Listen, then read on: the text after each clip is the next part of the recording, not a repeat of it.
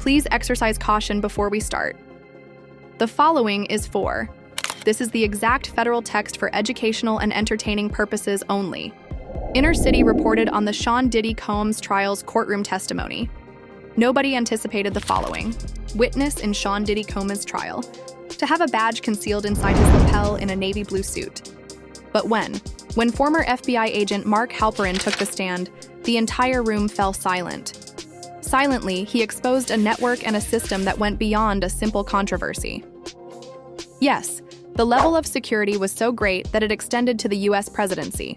He said Barack Obama, who many people believed to be a symbol of hope, but is now supposedly pardons Diddy's protection and pardons. According to Halperin, the true cause of Diddy's decades-long untouchability had nothing to do with good attorneys, and everything related to serving the interests of the powerful. What transpired next was a statement that connected the music industry, politics, religion, and a quiet courtroom. A control system that had been developing from the 1990s was crowded, but nobody was breathing until a man entered via the back doors. Briefcase and dark suit entered. No name or credentials were revealed. Were read out loud and the judge merely nodded. That was the indication that this wasn't your typical observer. This individual had worked in the background. Someone with access that is far greater than any private investigator or journalist could ever hope for was a high-ranking federal agent, who was only referred to as a special agent, who had spent decades in the political and organized crime divisions of the FBI corruption divisions, and he was testifying under oath for the first time today. The agent took a seat, opened Sean Diddy Combs' briefcase, and positioned a black folder on the witness stand without glancing at Diddy, who was seated there. His fists were tightly clutched at the defense table, and he was stone-faced. He didn't look, he only stated to the jury that, "I've been tracking Mr. Combs and his business for more than 20 years. This is nothing new. But what's new is that we're finally permitted to discuss it." The judge signaled him to proceed. The agent stated in his testimony that the FBI had opened yearly investigations of Sean Combs dating back to the late 1990s. The warning signs we had financial transactions that didn't make sense, he added. But they were consistent. Private parties that overlapped with internationally recognized trafficking networks relationships that resulted in illegal shell companies. But each time we relocated, the doors banged shut as they got closer. The agent recounted a particular incident in 2001 saw a global money laundering sting operation involving a bad boy. Evidence from a Europe affiliate directly implicated Diddy's financial teams, fake invoices and dummy corporations in Luxembourg, and biz for foreign accounts.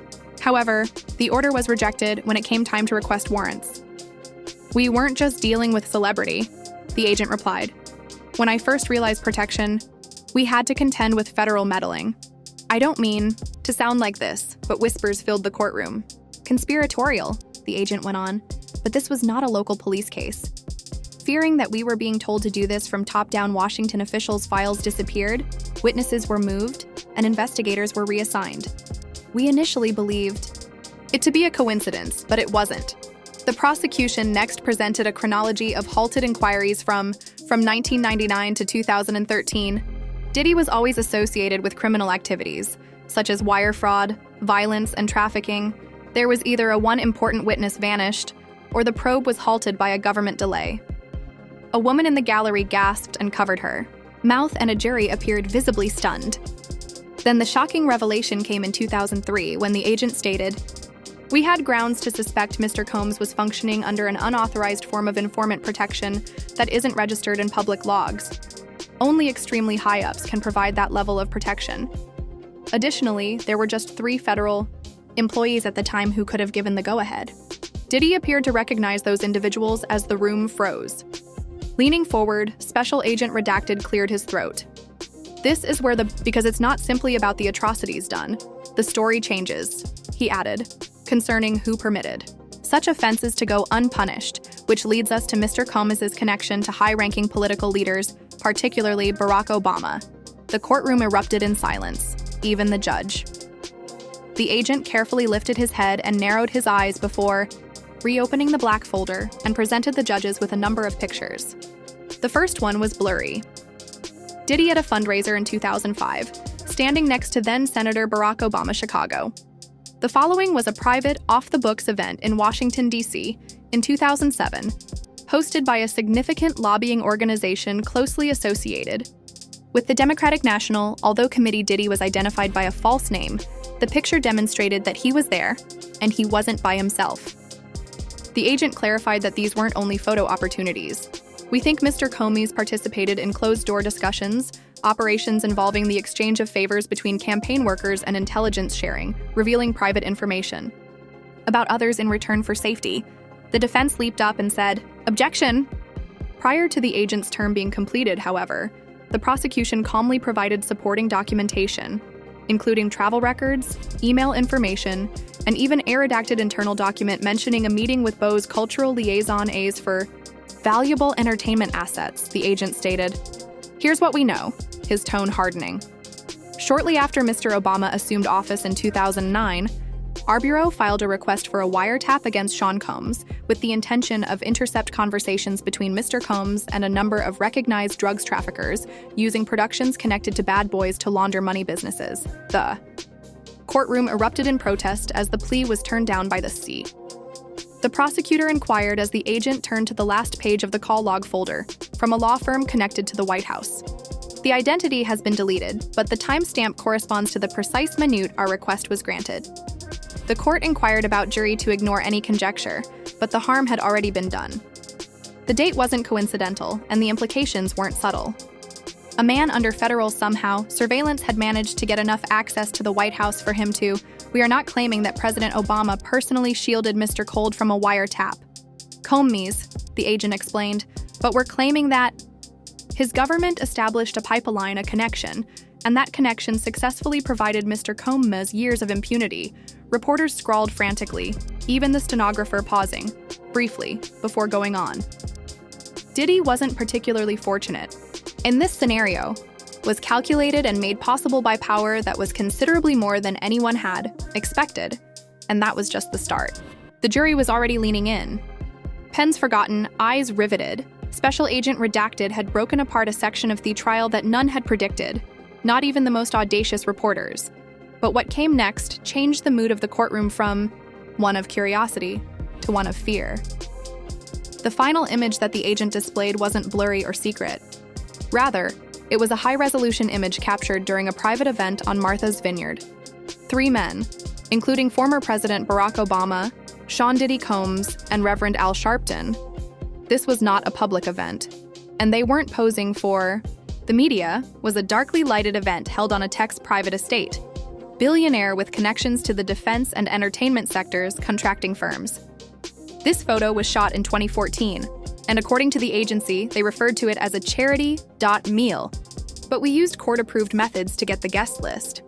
What we names connected to several closed investigations and former CIA assets were discovered. TriStar reps and sanctioned arms dealers.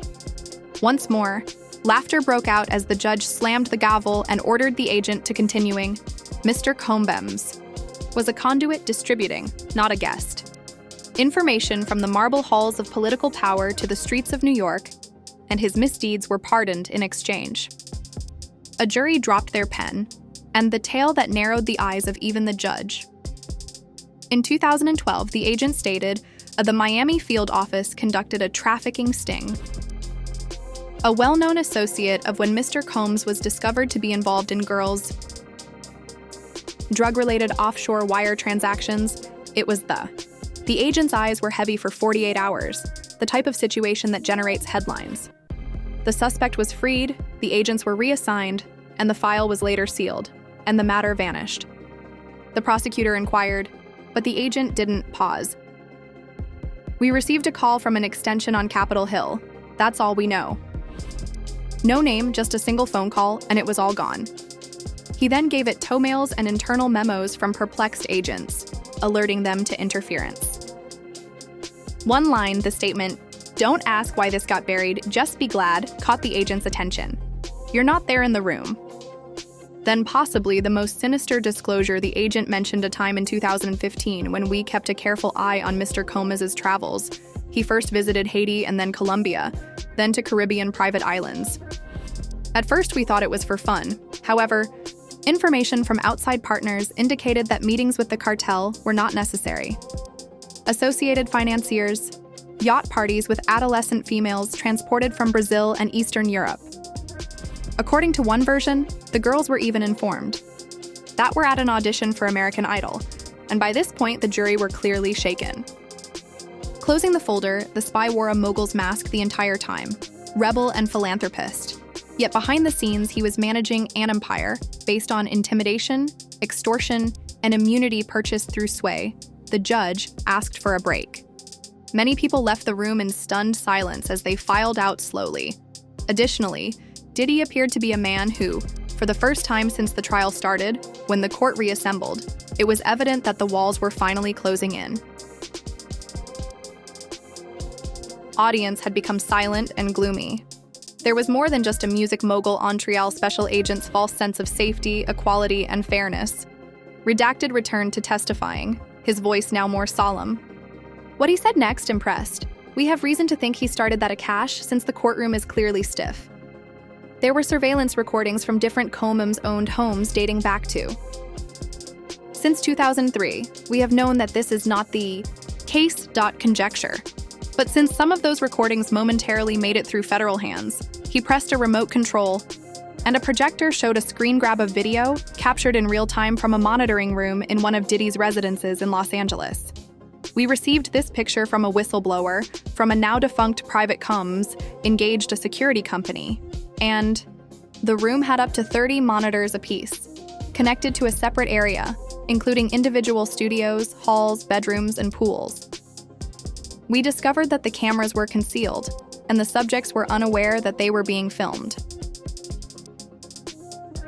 The agent went on. Now here's where it gets darker. A murmur emerged from the gathering. We were granted a warrant in 2016 to confiscate 3 hard drives that were thought to contain this video, but a fire had already broken out before the agents got to the assigned property. Arson was confirmed to have occurred in the server room, at a time of less than 20. There may have been an internal leak just minutes after our field office was cleared. He continued by describing the lone surviving drive when someone alerted them. Miraculously retrieved from a Puerto Rican associate's safe deposit box that he claimed that the video demonstrated exchanges between Mr. Combs and many political leaders, business people, and celebrities in severe vulnerability. While some seemed drunk, others were obviously under duress. Did Barack Obama appear on those recordings? The prosecutor questioned directly. He wasn't, but the agent mentioned a number of close friends. Mr. Combs was one of the administration's political allies and donors. He saved the cassettes since he knew their secrets and overheard them using their first names. Leverage. The agent then stated something that would cause the court to become silent once more. Haunt the proceedings. He concluded by asking, did he not simply gather these tapes as currency insurance in case he needed to boost his ego? Someone attempted to interrupt him. Major networks broke the news that night, but privately, in secret rooms throughout Washington, D.C., and crisis teams in Los Angeles rushed to ask the crucial question: how much Diddy was aware that court would continue the following day with increased security? The atmosphere was different now, with federal marshals lining the walls. Fear that appears only when the rot has spread far from its source. Returning to the stand with a sealed packet, Agent Redacted questioned the judge to open it discreetly. It contained a confidential message on letterhead of the Central Intelligence Agency, an organization that is rarely discussed in court. For the record, the agent stated, this memo was specifically declassified. It was first written for this trial by a senior analyst in 2012. The topic line entertainment in the domestic operations section of the CIA assets that are high-risk targets, the judge gave him permission to. Finally, starting in the middle of the 2000s, Mr. Combs was recognized as a high-value cultural influencer who may be used to manipulate others at home. He was reported by several departments because of his connections to reputable gun smugglers, intelligence operatives, and offshore bankers in Eastern Europe and West Africa. The spy took a moment to process that the CIA did not actually hire Mr. Combs went on, but they profited from his closeness to people. Of interest, his parties, his events, and his influence provided a wealth of behavioral information in return for believable Combs was permitted to operate with little to no legal liability. Intervention. Do you mean that the CIA permitted him to do these things? The prosecution asked, I'm stating that the agent responded that his operations were advantageous to the agency. Even though they didn't approve of his crimes, they undoubtedly ignored them. The agent then produced a notarized ledger, which was much more damning. He said that the paper included a list of wire transfers made by shell corporations, Combs affiliated, with many routes via TriStar Entertainment and additional organizations connected to Britney Spears' conservatorship high-ranking, political consultants, lobbyists, and even an individual linked to a case of human trafficking in the Caribbean that inexplicably disappeared from the DOJ's docket in 2015. It was evident that Diddy was not.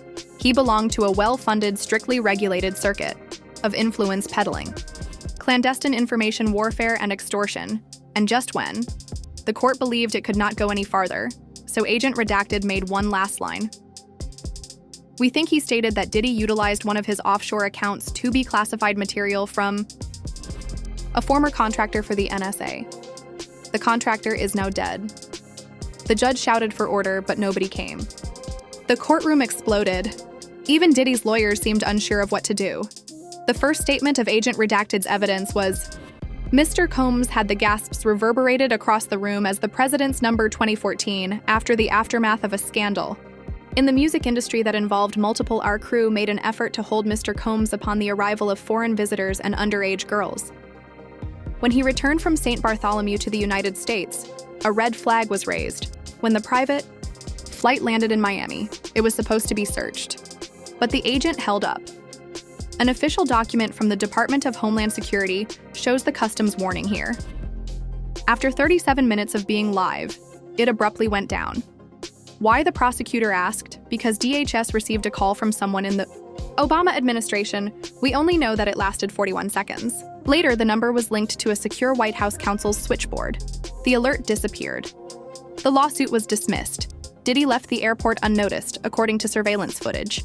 He smiled as he got into a black SUV, and we found out later that the agent went on to that Diddy gave $500,000 to a charity that was closely associated with. 48 hours after that call, Obama launched his re-election campaign. The timing was devastating. There was a startled stillness in the courtroom, not even a cough or a word. I'm not here to accuse the former. The agent inhaled after hearing the scratch of pens. President, I'm here to demonstrate that Mr. Combs had access to information that no one else did, else would be allowed, and he exploited it to hide his crimes and keep quiet. Victims.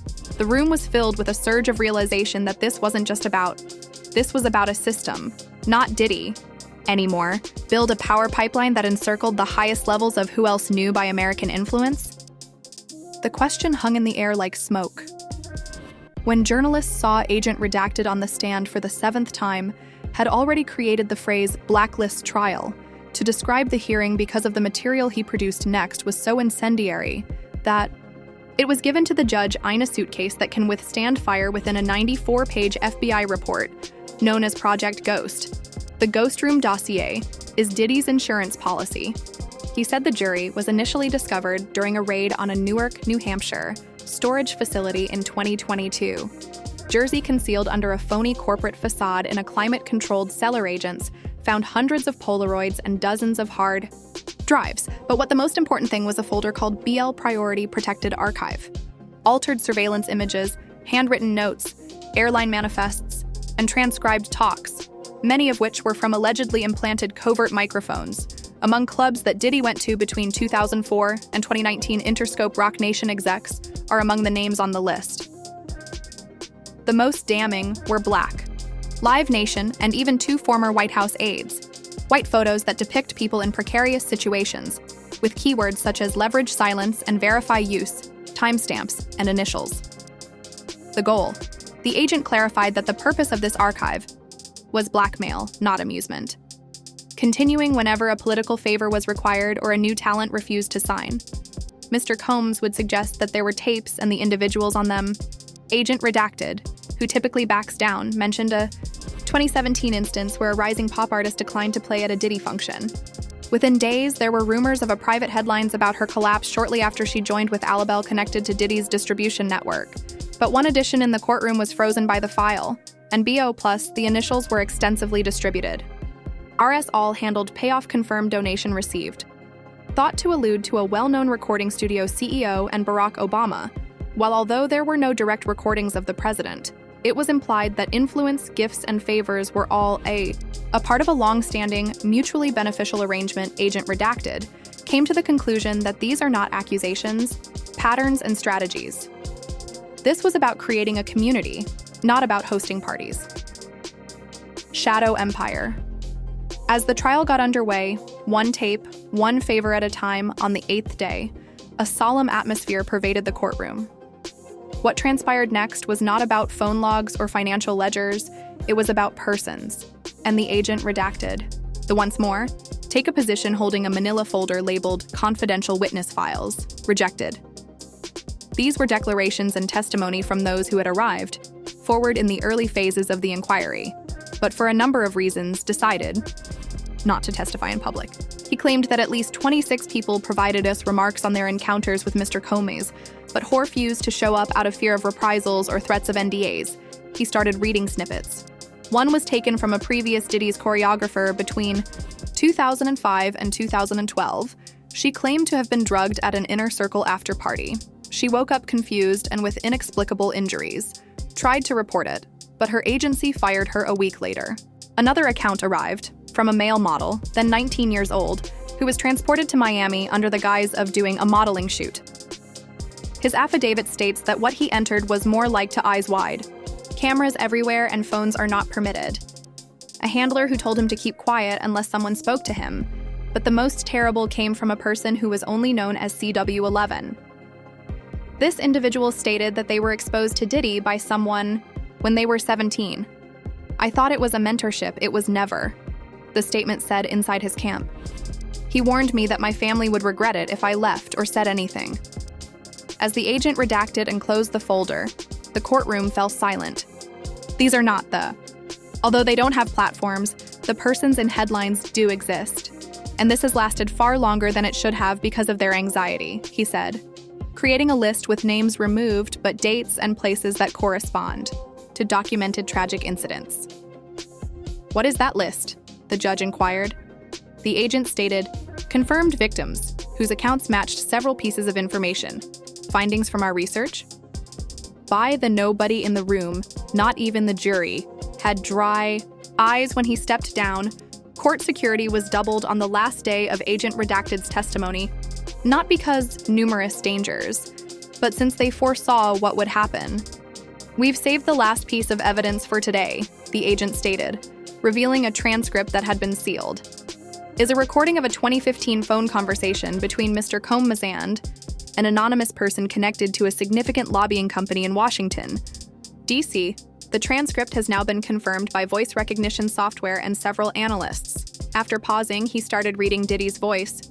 You said keep it off the radar, purportedly stated. However, I fulfilled my obligation by bringing in the money the last cycle artists we turned 5 precincts blue. If I go down, some of you are accompanying me. The agent checked Mr. Combs was the owner of that voice, and he's not only talking about music or parties. He's talking about voter mobilization, campaign contributions, and possible celebrity influence. To meddle with the election, the room exploded. The campaign strategy of the incumbent president was said to have included one of the most, even though the optics were catastrophic in an indirect way, scandalous figures are now on trial. Jesus Christ, one jury said in a loud whisper. The agent concluded that Diddy wasn't merely purchasing quiet, rather he was purchasing, he resigned, the judge recessed, and the currency was your vote. The court and the trial that started off as a celebrity scandal quickly turned into the most troubling period in contemporary political history. A legal case that might have ultimately revealed the decay that had been going on for decades behind closed doors. How many more names are in that blacklist file, I wonder?